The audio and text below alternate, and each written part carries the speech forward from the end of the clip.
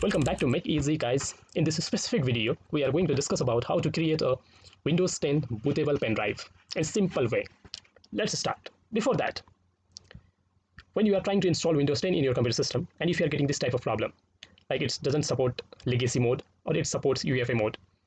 Let's say if you have Windows 7 in your computer system, and if you want to delete that, and if you want to install Windows 10, when you are trying to do that, you will get this type of problem, maybe written in the different way. And here is the solution also, you can read this.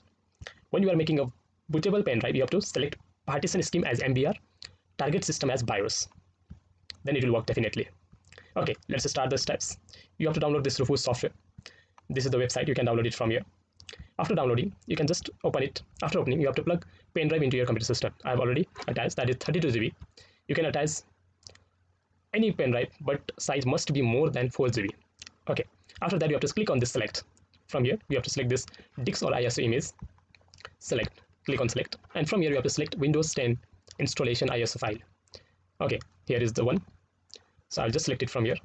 And after selecting, you can see your options.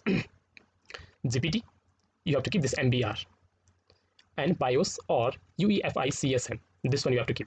This is very much important. Where you are going to install Windows 10 in your system, and previously you have Windows 7.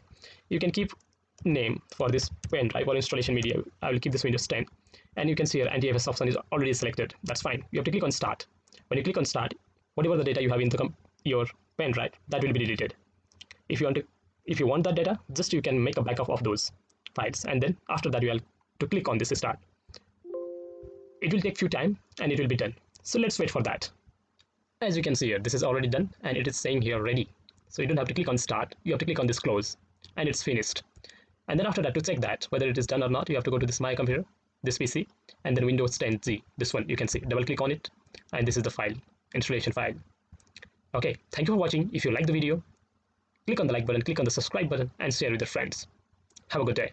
In the next video, we'll discuss about how to install in the system, step-by-step live process.